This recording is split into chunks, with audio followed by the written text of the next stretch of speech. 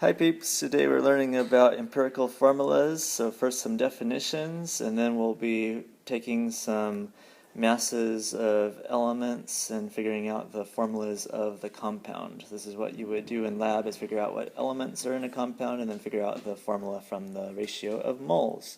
So empirical formula, first of all, is the reduced formula, and then the molecular formula is the exact formula. So molecular formula is what you always see, what you always use.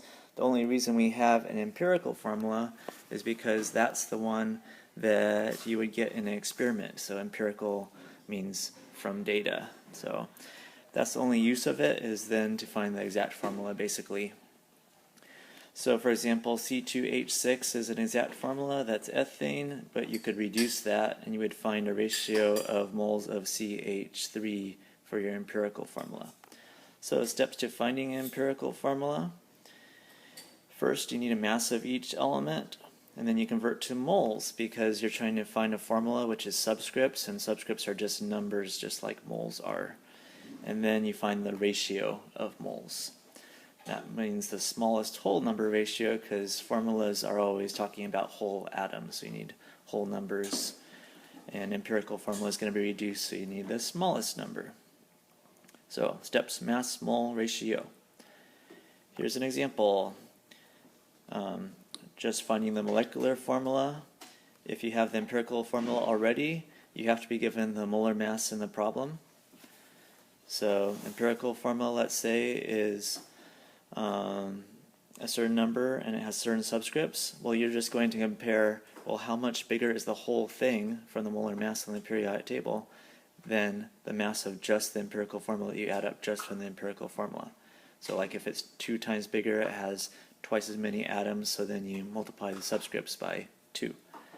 Okay, here's an example where we'll use both steps. So from the previous page, we'll go mass mole ratio, and then we'll multiply by the molar mass over the empirical formula.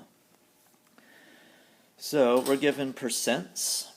The formula is not going to change no matter what the mass of the compound, the sample that we actually have, is. So the easiest thing to do with percents is assume you have 100 grams of sample. Then you can just call these percent signs grams, because if you have 100 grams, you have 82.66 grams of carbon. So then that's the mass step. Now we're going to convert to moles. So we're going to use the molar masses from the periodic table. So we get these numbers of moles. And then we're going to find the ratio. Since we want a small whole number ratio, to find a small whole number ratio, make the smallest one 1. The way you do that is by dividing everything, so you don't change the ratio, by the smallest one. So we're going to divide everything by the 6.8826, get 1 and 2.49. Sometimes students round too much there. Don't do that. That's not 2. That's 2.49, which is close to 2.5. So you can round to a fraction like 0.25, 0.33, 0.5, 0.66. That's about all you'll see in these problems. So we're going to say that's 2.5, but that's not 2. So we're going to multiply both the numbers by 2 to get whole numbers, because I identified that this was a half. And so to get rid of the denominator, you multiply by 2.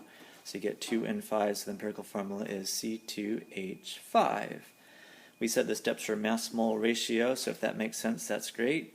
If you need more involved, I have a song. The song goes like this. Percent to mass, mass to moles, divide by small, multiply till wholes. If you put an S on the end, then it rhymes. So that's how you find the empirical formula, just mass mole ratio step. Now, if the problem asks you for the molecular formula, it has to give you the molar mass. So then you would take the empirical formula and you would multiply by how many times bigger the molar mass is than the mass of the empirical formula. To get the mass of the empirical formula, you just add it up. 2 carbons, 5 hydrogens. You can see that the molar mass is twice as heavy, so it must have twice as many atoms. So you multiply by 2, you get C4H10, which is butane. Okay, that's the only new stuff for today, is mass mole ratio. Some problems are a little bit harder, though, than that you have to solve for the element first. So here's an experimental setup where you're burning a sample, and then you pass it through water absorber to find out how much water is in the how much hydrogen is in the sample, and through a CO2 absorber to find how much carbon is in the sample. So if a sample only has C, H, and O, for instance, then when you burn it, you're adding O to it. So you can't directly measure the oxygen, but you can measure the carbon and the hydrogen. So to get oxygen, we're going to have to subtract. So the hydrogen turns into water, the carbon turns into CO2. So if we take the grams of the total sample and then subtract the hydrogen that we measure from the water and the carbon that we measure from the CO2, that should give us the oxygen. So that's the strategy for these problems. And here's an example. It says you have a substance containing only carbon, nitrogen, and hydrogen. You're burning it, reacting with oxygen, and it says you get CO2 and H2O. So we're going to use the CO2 to get our grams of carbon. We're going to use the H2O to get our grams of hydrogen. And then we're going to subtract from the sample to get our grams of the other element. In this case, it's nitrogen instead of oxygen. And then we do mass-mole ratio to find the empirical formula. So for carbon, that comes from CO2. So convert the CO2 to moles, and then we can just use the formula to see that in every one CO2 there's one carbon. Moles of CO2 to moles of carbon from the formula, 1 and 1, and then convert to grams. Okay, so that's how carbon works. We're going to do the same thing for the hydrogen. Start with the grams of water, convert to moles, and then you look at the formula. We can see from the formula that every 1 mole of H2O has 2 H's in it. 2 moles of H. Some students like to convert to H2 here because they remember the diatomic elements. That doesn't work because this formula doesn't have H2. Formulas are made out of hydrogen because it's not hydrogen by itself. And then convert to grams. Okay, so that gives us our carbon and our hydrogen. To get nitrogen, we subtract from the sample.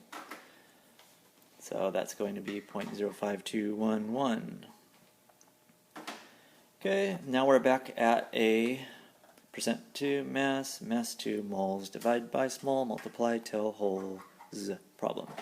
So we have our grams of carbon, grams of hydrogen, grams of nitrogen, convert to moles. And then we're going to divide all of those by the smallest number, which looks like it's 0.0037197, which is basically the same as 0.00372. And those numbers are so close to whole numbers that we're going to call them whole numbers. If it was close to 1.25, I would not call it a whole number. I would have to then multiply by everything by 4. So we get 151, so the empirical formula is C1H5N1. The reason that I said C in H in that order is that usually we just put it in the same order as the problem gives it to us.